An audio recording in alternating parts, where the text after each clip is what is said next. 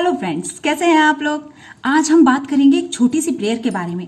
छोटी सी प्रेयर है लेकिन इतने चमत्कार उसके हैं बहुत ज्यादा। आप उसके बारे में सुनेंगे तो आप कहेंगे ये तो बहुत सिंपल है, इसमें क्या है, ऐसा तो हम रोज ही करते हैं। लेकिन उसको किस तरह से करना है और क्या उसका सही तरीका है, अगर आप लोग समझ जाएंगे तो आपको वो इतना लाभ प्राप्त होगा, उसका इतना ज्यादा लाभ प्राप्त होगा कि आप सोचेंगे कि मुझे आता था, मुझे पता था, लेकिन मैं उसको सही ढंग से नहीं कर पा रहा था। उस प्रेयर का नाम है होपोनोपोनो प्रेयर।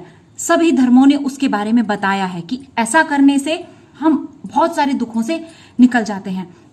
लेकिन इस होपोनोपोनो प्रेयर में एक छोटी सी बात है, बड़ी सिंपल सी बात है, और चमत्कार इतने सारे हैं कि उसको करने वाले लोग जो इसके बारे में जानते हैं वो लोग खुद बताते हैं कि हम किस किस मुसीबत से, किस किस परेशानी से, किस बीमारी से जूझ रहे थे और हम उससे बाहर निकल आए।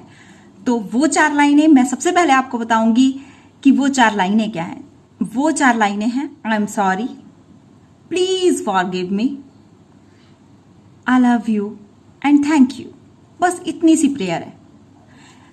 ऐसा बोल सकते हैं, I am sorry, please forgive me, thank you and I love you. तो बस यही 4 लाइनें हैं। इसको आपको ब्रह्मांड के आगे, भगवान के, जिसको भी आप मानते हैं, अगर आप प्रतिमा का पूजन नहीं करते हैं, अगर आप किसी भगवान को ऐसे नहीं मानते हैं, तो आप ब्रह्मांड के आगे खड़े हो जाइए और दोनों हाथ अपने फैला लीजिए। दोनों हाथ फैलाकर बोलिए, I am sorry, forgive me, I love you and thank you.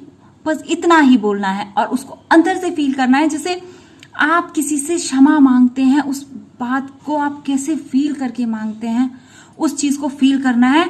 और आप देखेंगे कि कितना आपको रिलीफ मिलेगा उसको करने के बाद। अगर 21 दिन तक अगर आपने ये लगातार किया ना, तो बहुत आपको अच्छा महसूस होने लगेगा। वैसे तो आपको ये रूटीन में रोज ही करना है, रोज ही करना है और हमेशा करना है। तो आपको कभी कोई दुख, परेशानी, कोई दिक्कत होगी ना, वो भी चली जाएगी। कोई भी परेशानी आपके आड़े नहीं आ सकती। अगर आपके पैसे वगैरह भी कहीं रुके हुए हैं ना, या आपको किसी चीज की ऐसी जरूरत है, तो ऐसा होता है कि हमने कुछ कर्म ऐसे किए होते हैं जिसकी वजह से हमारे पास जो चीजें आने वाली होती है वो भी रुक जाती हैं। तो हम क्षमा मांगकर, उन गलतियों के लिए क्षमा मांगकर उन चीजों को अपने पास फिर से आकर्षित कर सकते हैं। ये प्रेयर बस इतना बताती है। तो आप ये सोच रहे होंगे कि करते तो हम रोज ही हैं, हम भगवान के सामने क्षमा याचना करते हैं, पर ऐसे नहीं।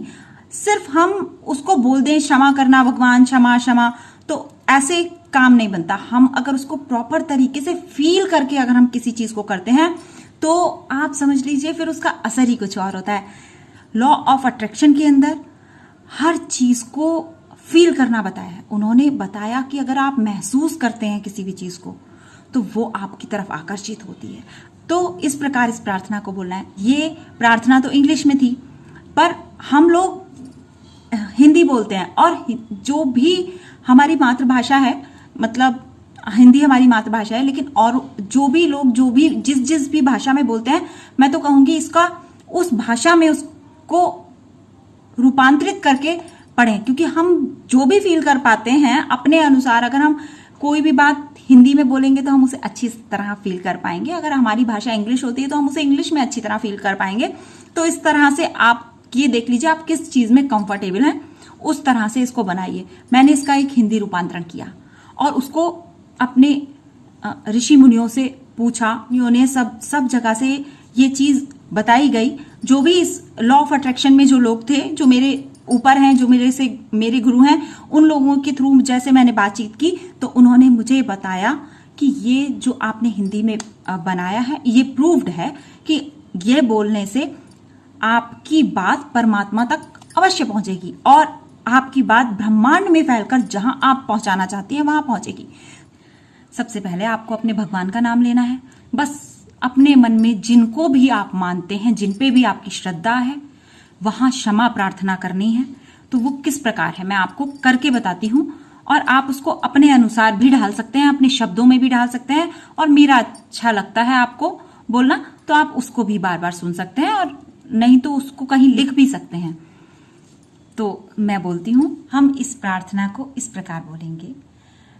हे मेरे परमपिता परमात्मा, हे मेरे इष्ट देव, हे मेरे गुरुदेव एवं संपूर्ण ब्रह्मांड, यदि जाने अनजाने में किसी भी जीव के प्रति या किसी व्यक्ति के प्रति या फिर मेरे खुद के प्रति कोई भी गलती हो गई हो तो उसे क्षमा कर दीजिए। मैं उस गलती के लिए बहुत दुखी हूँ। मैं आपसे पूरे हृदय से बार बार क्षमा याचना करती हूँ। और यदि किसी भी व्यक्ति ने या किसी भी जीव ने मेरा कभी दिल दुखाया हो, मुझे कभी ठेस पहुंचाई हो, तो आपके समक्ष हे परमात्मा, हे ब्रह्मांड, हे गुरुदेव, आपके समक्ष मैं उसे पूरे हृदय से, अपने संपूर्ण हृदय से उसको क्षमा करती हूँ। मैं सभी से प्रेम भाव रखती हूँ। Thank you God, thank you universe, आपका बहुत बहुत धन्यवाद। ये विचार होगा आपके मन में कि खुद से क्षमा क्यों मांगी, खुद से हम क्या गलती करते हैं, खुद के लिए क्या गलती करते हैं। हम करते हैं, हमारा स्वभाव, हमारी आत्मा का स्वभाव क्या है? हमारी आत्मा का स्वभाव ही खुश रहना है।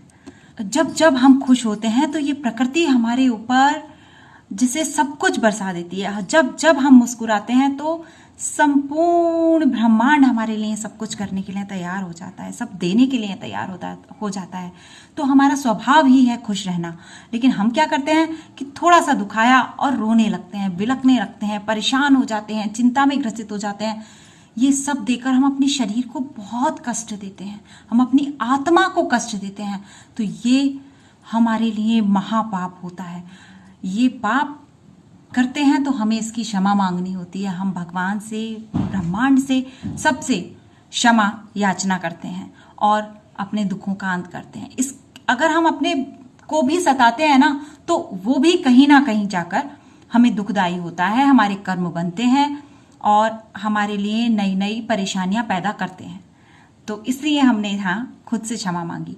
बहुत सारे लोग कहते हैं कि यार मेरे सास ससुर ऐसे हैं, मेरा पति ऐसा, मेरे बच्चे ऐसे, मतलब मैं इस चीज़ से परेशान हूँ, मैं उस चीज़ से। बस मैं तो आपसे सिर्फ यही कहूँगी कि आप सुबह उठकर रूटीन में ये प्रार्थना करिए।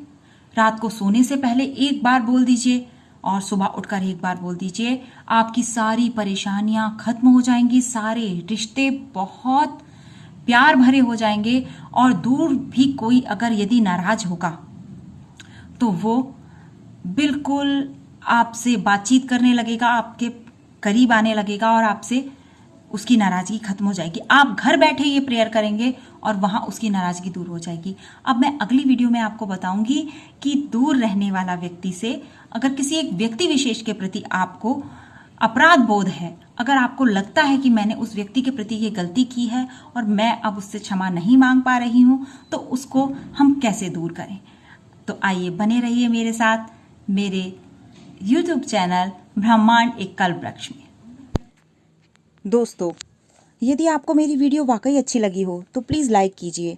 यदि ये वीडियो किसी की हेल्प कर सकती है तो इसे अपने व्हाट्सएप पे जाकर इसको ज़्यादा से ज़्यादा शेयर कीजिए।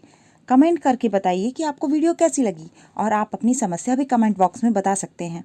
मेरा फेसबुक लिंक और इंस्टाग्राम लिंक मेरे डिस्क्रिप्शन बॉक्स में दिया गया है, उस पर जाकर आप सभी अपनी समस्या मुझे बता सकते हैं। और जो लोग मेरी यूट्यूब फैमिली का हिस्सा हैं उनके लिए बहुत बहुत धन्यवाद। और जो भी चैनल पर नए आए हैं तो वो प्लीज़ मेरे चैनल को सब्सक्राइब करें और बेल आइकन दबाना ना भूलें। Thank you.